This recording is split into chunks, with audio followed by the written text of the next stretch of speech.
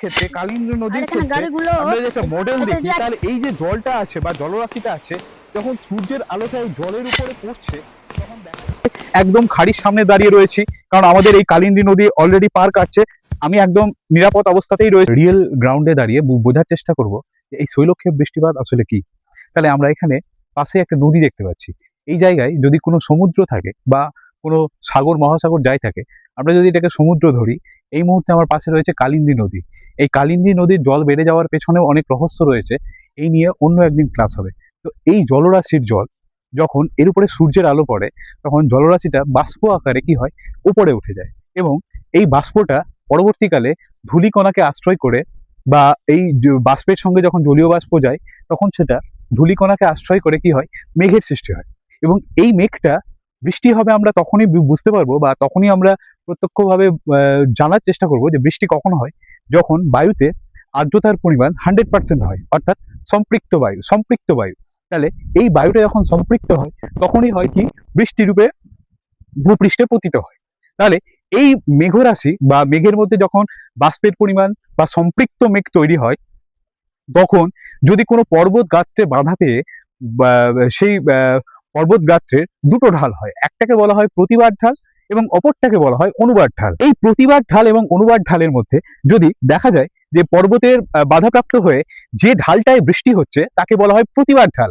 অর্থাৎ এইখানটায় বায়ুটা হচ্ছে একদম সম্পৃক্ত অবস্থায় রয়েছে। কিন্তু পরবর্তীকালে এই জলীয় বাষ্পটা যখন প্রতিবাদ ঢালে বৃষ্টিটা হয়ে যাচ্ছে, তখন সেই মেঘরাশিটা ওপরের দিকে গিয়ে কি হচ্ছে, জলীয় বাষ্প ধারণ করার ক্ষমতা একদম বেড়ে যাচ্ছে। কেন? কারণ জলীয় বাষ্প ধারণ করার ক্ষমতা, বৃষ্টি হয়ে তো অলরেডি জলটা পড়ে গেল, তো সেই মেঘটা আবার কি হবে, পরবর্তীকালে অনুবাদ ঢালে যখন পৌঁছাবে, তখন সেখান থেকে জলটা প্রিজার্ভ করবে বা জলটা সংরক্ষণ করতে পারবে। এবং যে মেঘটা ওই পাহাড়টাকে কভার করে পেরোলো বা এগিয়ে গেল, সেখানে হচ্ছে অনুবাদ ঢাল, অর্থাৎ সেখানটায় রুক্ষ অবস্থা থাকবে। তাই জন্য আমরা পড়তে গিয়ে বিভিন্ন ধরনের পাই। যদিও আমি এই অবস্থায় একদম খাড়ির সামনে দাঁড়িয়ে রয়েছি, কারণ আমাদের এই কালিন্দী নদী অলরেডি পার কাটছে, আমি একদম নিরাপদ অবস্থাতেই রয়েছি।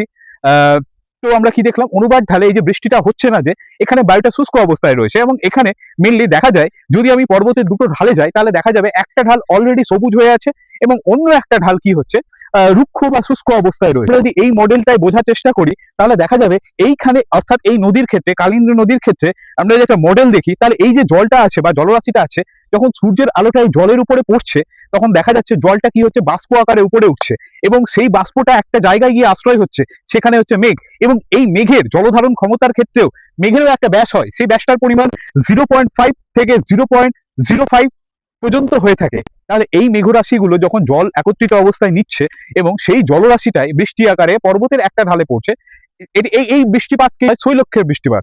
অর্থাৎ আমরা যদি ভারতের পশ্চিমঘাট পর্বতমালায় চলে যাই, তাহলে আমরা যদি রিয়েল গ্রাউন্ডে দেখার চেষ্টা করি, বা আমরা যদি সিমিলার করতে পারবো, যদিও এই মুহূর্তে আমি যে জায়গায় রয়েছি সেখানে কোনো পাহাড় নেই, তবে এই নদীও একটা উৎস হতে পারে জলীয় বাষ্প সংগ্রহ করার।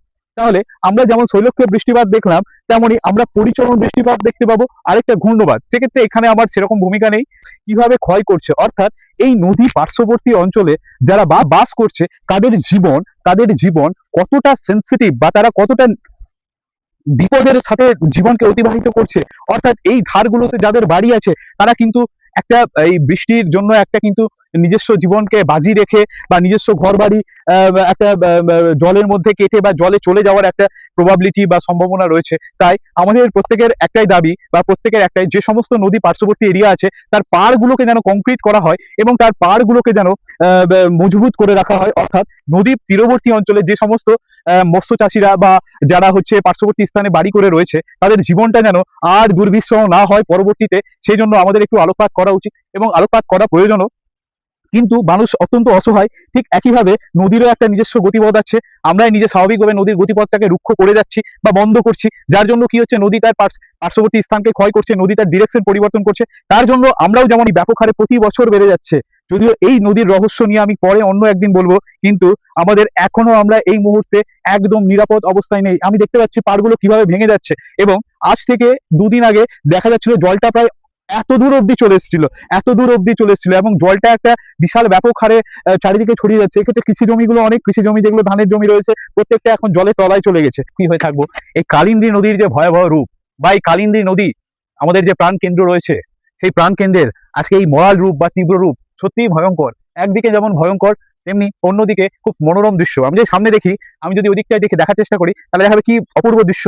এই অপূর্ব দৃশ্য অর্থাৎ নদী এখন যৌবন অবস্থায় রয়েছে, এই নদী আবার গ্রীষ্মকালে রুক্ষ অবস্থায় পৌঁছে যায়, অর্থাৎ এর করাল দৃশ্য দেখা যায়। তাহলে একটাই নদী কিন্তু তার বিপুল চরিত্র দেখা যাচ্ছে আমাদের এই কালিন্দী নদীতে, যেখানে কালিন্দী নদীর জল বেড়ে যাচ্ছে। বা পাড়গুলো যদি দেখার চেষ্টা করি, এই ভাইগুলো আজকে আমাকে নিয়ে এসছে, ভাইগুলো দেখানোর চেষ্টা করছে। এরা প্রত্যেকে ক্লাস 4-5-এ পড়ে, প্রত্যেকেরই নদী সম্পর্কে একটা ধারণা রয়েছে এবং এরা ছোট থেকেই এখানে এইভাবেই তৈরি হচ্ছে। এবং তারা এই নদীর জল বেড়ে যাওয়া, এই নদীর জল বেড়ে যাওয়া এদের কাছে কোনো ভয়ের কারণ নয়, কারণ এরা খুব সুন্দরভাবে বুঝতে পারে স্রোতটা কোন দিকে যাচ্ছে। হাই, আরে সাবাস।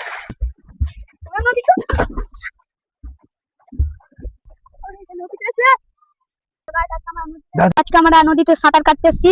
এই যে দেখতে পাচ্ছ আমরা নৌকাতে আছি, এই গম্ভীর জলে আমরা এই সাঁতার কাটছি। কিন্তু একটা এই জলের মধ্যে এরা প্রকৃতির কোলেই এরা বড় হচ্ছে, এইভাবে প্রকৃতির কোলে বড় হচ্ছে। আসল আমরা পুঁথিগত বিদ্যাতেও শিক্ষিত হলেও প্রকৃতপক্ষে শিক্ষিত কিন্তু এরাই। এরা ঠিক বুঝতে পারে নদীর জলের যে কোন জায়গাটা আমাদের ক্ষেত্রে নিরাপদ বা কোন জায়গাটা পরিষ্কার। এখানে ভবিষ্যতেও যাব, আমি আশা রাখবো প্রত্যেকে যেন এই নদী পার্শ্ববর্তী যারা বসবাস করে বা নদী তীরবর্তী জায়গায় যাদের বাড়ি রয়েছে, তারা অত্যন্ত নিরাপদে থাকুক, এই আশা নিয়েই আজকের ভিডিওটা এখানেই এন্ডিং।